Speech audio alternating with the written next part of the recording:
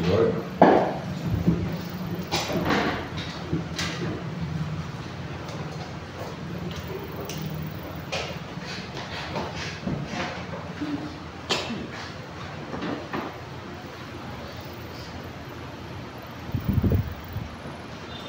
Sige po, tukayan natin ang salita ng Panginoon. At ang salita ng Panginoon na may makikita po natin sa Pilipos, chapter 1. Pilipos Kabanatang 1, mga bilang 20 hanggang 23. At ayahin pong mamagatan ko po ito ng turn between two desires. So, turn between two desires. Pilipos chapter 1, verse 20 to 23. Ito po yung mga talatang binahagi ko po sa huling lamay ng Christian. Pero hayaan niyo po, hindi mo tayo magiging tulog na para tayo nasa damayan. So, Pilipos chapter 1, 20 to 23. Ang aking pinakadanais at inaasahan ay ang hindi ako mapahiya sa anumang bagay, kundi sa lahat ng panahon at lalo na ngayon ay buong tapang kong maparangalan si Kristo sa buhay man o sa kamatayan. Sapagkat para sa akin ang buhay ay para kay Kristo at ang kamatayan ay pakinabang. Kung ako'y mananatiling buhay, ito'y kapakipakinabang sapagkat marami pa akong magagawang mabubuting bagay. Hindi ko ngayon malaman kung alin ang aking pipiliin. May pagtatalo sa loob ko. Nais ko nang pumanaw sa mundo ito upang makapiling ni Kristo sapagkat ito ang lalong mabuti. Palahin ko tayo sa pagkabasa po ng salita ng Panginoon. Again, torn between two desires. As you know, if you can remember, na ito pong sulat po ni Pablo ay isa sa 4 na sinulat ni Pablo na sinulat niyo po habang siya po ay nakapiit o nakakulong. So imagine, with 13 letters ni Paul, 4 dito ay sinulat niya habang siya ay nakapiit. Ang sulat niya sa mga taga-Epeso, taga-Pilipos, na siya binasa natin ngayon, taga-Colose, at kay Filemon. At yes, nakulong siya for the same reason, dahil sa pangangaral ng mabuting balita. At yes, maging sa ating pong panahon, marami po, lalo na sa mga lugar na may pinagbabawal ang pangangaral ng mabuting balita, ay mayroong mga Kristiyano na nakapiit, nakakulong, pinahihirapan dahil sa pangangaral ng mabuting balita. As you know, isa ito sa tanda ng muli pagbabalik ng Panginoong Yesus, mangyayari bago dumating siya, ay titindi ang pag-upusig sa mga mananampalataya. So let me read 2 Timothy chapter 3, Pangalawang Timoteo, Kabanatang 3, verse 11 to 13. Nasaksihan mo ang mga pag-uusig at paghihirap na dinanas ko sa Antioquia, Iconio at Listra. Napagtiisan ko ang mga ito. At sa lahat ng ito ay niligtas ako ng Panginoon. Gayon din naman, ang lahat ng nagnanais na mamuhay ng matuwid bilang tagasunod ni Kristo Jesus ay daranas ng mga pag-uusig. Samantalang ang masasama ay lalo namang magpapakasama at ang mga manlilinlang ay patuloy na manlilinlang at sila man ay manlilinlang din.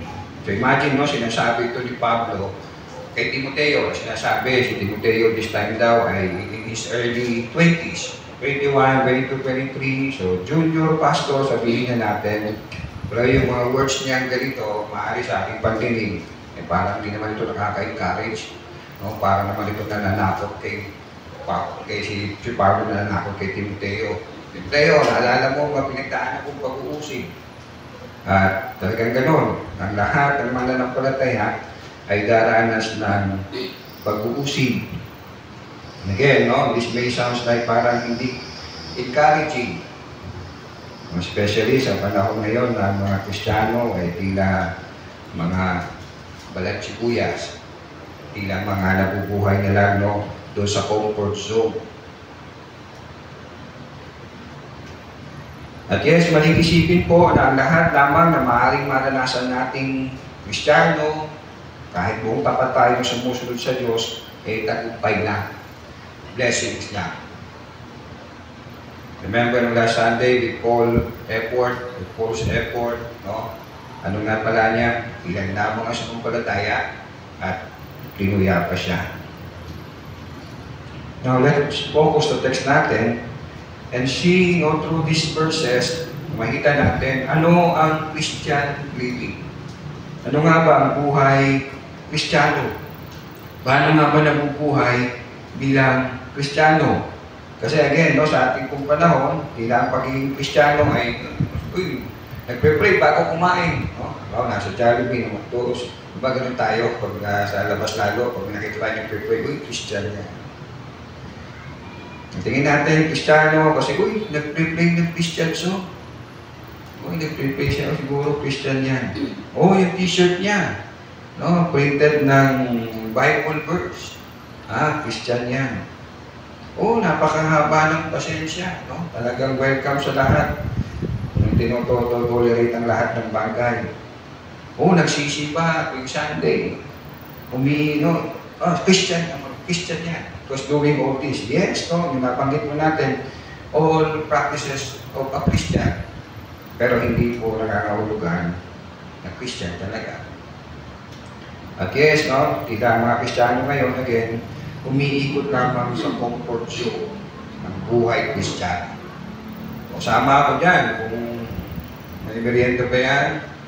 Sama ako dyan kung may sasakyan.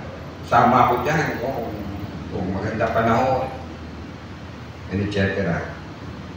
But look at Paul. Marahil naisip natin, Pastor, apostol yan Iba naman yung pagkatawag sa atin. Kanya-kanya naman tayong pagkatawag. Si Paul, tinawag na apostol. Kaya talagang he suffered so much. Well, at some extent, I will agree. Dahil mula mismo sa bibig ng Panginoong Jesus, ito ang kanyang sinabi. In Acts chapter 9. Ang kausap niya po dito ay si Ananias, kung saan inutusan po ng Lord si Ananias na pumunta kay Pablo, pero si Ananias medyo nag-resist pa siya sa Lord. Pero itong sabi ng Panginoong Jesus sa kanya, Acts chapter 9, verse 15 hanggang 16. Ngunit sinabi sa kanya ng Panginoon, pumunta ka roon, sapagkat siya'y pinili ko upang ipakilala ang aking pangalan sa mga hintil, sa mga hari, at sa mga anak ng Israel. Ipapakita ko sa kanya ang lahat ng dapat niyang tiisin alang-alang sa akin. So if the reason like, Pastor, hindi naman talaga tayo daranas ng dinanas ni Pablo kasi hindi naman tayo tinawag ng pagka-apostol. Ang alam natin, nakita natin how much Paul suffered for the sake of Christ. At isa nga ay naging martir, pinututan ko siya ng ulo. But, it doesn't mean dahil hindi po tayo tinawag na maging apostol, ay wala tayong mararanasang paghihirap sa buhay pananampalataya. Remember, sabi ni Jesus, ang sino mang ibig maging alagad ko, ay talikuran ng kanyang sarili, deny himself, and carry his or her cross daily. Pasanin ang krus sa araw-araw. So, if we feel like walang mga pagtitiis, pagsasakripisyo, pagpapagal sa buhay Kristiyano ko, then, we should ask ourselves, baka hindi ako sumusunod. Kasi sabi ni Lord, ang disipulo niya, he has to deny himself and he has to carry his cross daily. Araw-araw. Ano ibig sabihin ng Romans chapter 12 verse 1? Kaya nga mga kapatid, alang-alang sa masaganang kapag ng Diyos, ako'y nakikiusap sa inyo na ialay ninyo ang inyong sariling bilang isang handog na buhay, kalugod-lugod sa Diyos. Ito ang karapat-dapat na pagsamba ninyo sa Diyos. Ito ba'y nangangahulugan na cool na yung paglilingkod, walang sakit, walang sakripisyo, comfort lang ang laging mararanasan natin sa pagsunod natin sa Diyos, sa paghahandog ng ating buhay sa Diyos? Well, the Bible is very clear na hindi po ganun. Lugat po yung mga mananampalataya sa Pilipos na kanya pong sinulatan po ni Pablo. Sa chapter 1, verse 27 to 30, yung makita natin na hindi lang po si Apostol Paul ang nagsuffer for the sake of the gospel, kundi kahit ang mga mananampalataya sa Pilipos. 27 to 30 ng chapter 1. Kaya nga mga kapatid, pagsikapan ninyong mamuhay ng nararapat ayon sa magandang balita ni Kristo, sa gayon makabalik man ako sa inyong piling o hindi. Makakatiyak pa rin akong kayo naninindigan sa isang diwa at sama-sama may pinaglalaban ang pananampalataya sa magandang balita. Huwag kayong matakot sa inyong mga kaaway. Magpakatatag kayo sapagkat ito mismo ang palatandaan na sila ay mapapahamak at kayo ililigtas ng Diyos. Dahil ipinagkaloob niya sa inyo, hindi lamang ang manalig sa Kanya, kundi ang magtiis din naman alang-alang kay Kristo. So to think like, hindi ako magsasaka ng, sa Christian life ko. No? Well, tunay na tinawag ng Panginoon at tunay na sumusunod, could experience suffering sa buhay pananampalataya. Again, verse 29, dahil ipinagkaloob niya sa inyo, hindi lamang ang manalig sa Kanya, kundi magtiis din naman alang-alang kay Kristo. Ngayon, kasama ko na kayo sa pakikipaglabang nakita ninyong ginawa ko noon at nabalitaan ninyong ginagawa ko pa rin hanggang ngayon. So yes, meron silang naranasan mga hirap, pagtitiis, and even threat na naranasan din ni Pablo for the sake of the gospel. Now, let's focus po sa text natin. Verse 20, ang aking pinakananais at inaasahan ay ang hindi ako mapahiya sa anumang bagay, kundi sa lahat ng panahon at lalo na ngayon ay buong tapang kong maparangalan si Kristo sa buhay man o sa kamatayan. Look at what Paul desires, And don't forget, yung sitwasyon po niya, siya ay nakakulong dahil sa pangangaral ng mabuting balita. Pero ang pinakananais niya, maparangalan palalo ang Panginoon.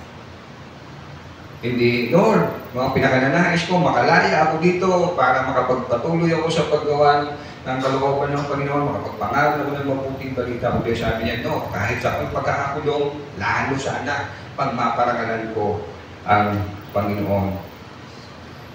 See, again, kung gaano niya pinakananais, nalalo na daw sa pagkakataon ito na siya'y nakakulong, maparangalan niya si Kristo. Sa pamamagitan ng buong tapang niyang maparangalan si Kristo. This could be through standing firm sa pananampalataya at patuloy na magpahayag ng mabuting balita.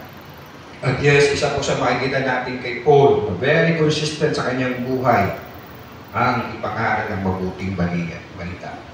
With all, naranasan niya ng paulit-ulit, hirap, sakit. Ang Bino, 2 Corinthians, pinahayag niya kung gaano hirap ang dinanas niya. Hindi po siya nagpaawat. May pangaral ng mabuting balita. Sabi niya sa Romans 15 verse 20, Roma, kabanatang 15, bilang 20, ang hangad ko'y ipangaral ito sa mga lugar na hindi pa nakikilala si Kristo. Ito ang desire niya. And very consistent siya. Hindi lang ito desire, kundi talagang isinagawa niya. Isinabuhay niya with all na kanya pong naranasan. At dito man po sa sulat po niya sa mga taga-Pilipos, pinahayag niya ito na kanyang pinakananais ay ang mahayag ang Ebanghelyo.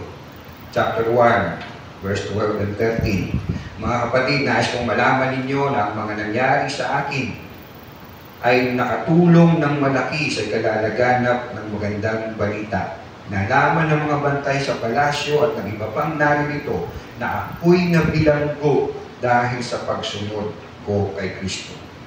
Sinasabi sa mga taga-Pilipos, yes, nakulong ako, eto ako ngayon, nakabilanggo, pero praise the Lord, natutuwa ako kasi nalaman ng mga warden dito, ng mga preso dito, ng mga sundalo dito sa loob ng bilibid, sabihin natin, sa kulungan, nalaman nila na ako'y lingkod ng Panginoon. Na ako'y nakulong dahil sa pangangaral kay Kristo, pangangaral ng Ebanghelyo. In chapter 1, verse 15 and 18, 15 and 18 in chapter 1, totoo nga na may ilang nangangaral tungkol kay Kristo dahil sa pagkainggit at pagkahilig sa pakikipagtalo, ngunit mayroon din namang nangangaral ng may tapat na hangarin. Si Kristo ay pinangaral nila dahil sa tunay na pagmamahal sapagkat alam nilang ako'y hinirang upang ipagtanggol ang mabuting balita. Ngunit ang iba ay nangangaral ng di tapat sa kalooban kundi dahil sa udyok ng masamang hangarin sapagkat hangad nilang dagdagan pa ang paghihirap ko sa aking pagkabilanggo. Look at verse 18. Ngunit walang anuman sa akin ang lahat ng iyon. Ikinagagalak ko na si Kristo ay naipapangaral, maging tapat man o hindi ang hangarin ng mga nangangaral. All his heart is makulong ako, maghirap ako, usigin ako, matuwa ang mga tao, hindi. All I want ay may share, may palaganap ang mabuting balita. Yun ang aking kagalakan. And yes, this is Christian living, this is Christian life.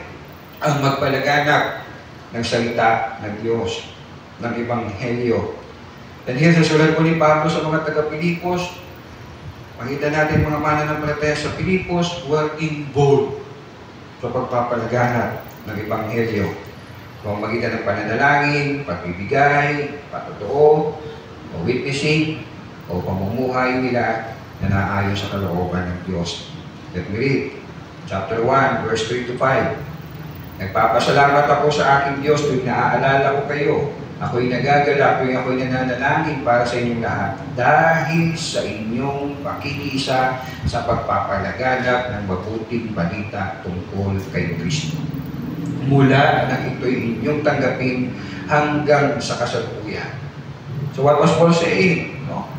Mula nung tinanggap niyo ang Ebanghelyo, nung binahagi ko sa inyo, no, hindi na kayo tumigil ng pagsuporta sa akin sa pagpapalaganap ng mabuting balita. Gawain po, no, hindi lang ng apostol, no, ng mga pastor, ang pagpapalaganap na salita ng Diyos. They support Paul through prayers.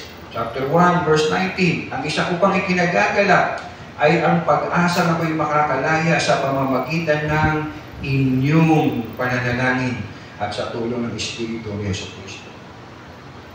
They support Paul through prayers. They support Paul through their witnessing o patotoo nila. Chapter 2, verse 12 and 13. Kaya nga mga minamahal, tulad ng inyong buong pusong pagsunod, nung ako'y kasama pa ninyo, lalo kayong maging masunurin ngayon.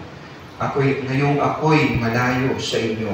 Pagsumikapan ninyong maging ganap ang inyong kaligtasan ng may lubusang paggalang at pag-ibig sa Diyos, sapagkat ang Diyos ang kumikilos sa inyo upang inyong naisin at isagawa ang kanyang kalooban. So yung mga mananampalataya sa Pilipos, no, maganda ang kanilang testimony, ang kanilang witnessing. Pinapakita nila ang kanilang pagsunod, pagsasabuhay ng mabubuting balita. At yes, pinapahayag din na ang gospel.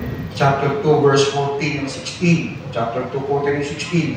Gawin ninyo ang lahat ng bagay ng walang reklamo at pagtatalo upang kayo maging mga ularang anak ng Diyos, matuwid at walang kapintasan sa gitna ng sanlibutan maluktot at masama.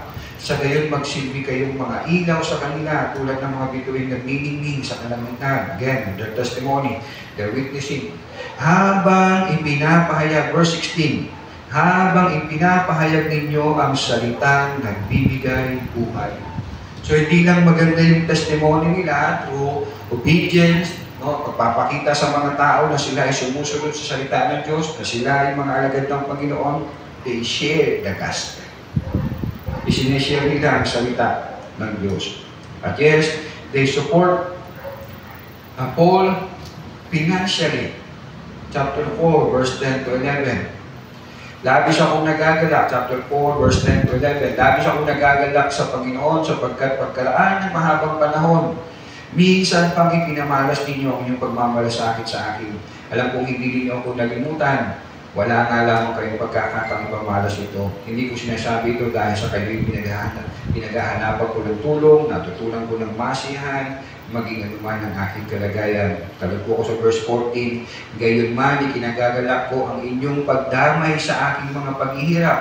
Alam naman ninyo, mga taga-Pilipos, na kayo lamang ang iglesyang tumulong sa aking mga pangangailangan nang umalis ako sa Macedonia nung ako'y nagsimula pa lamang sa pangangaral ng mabuting balita.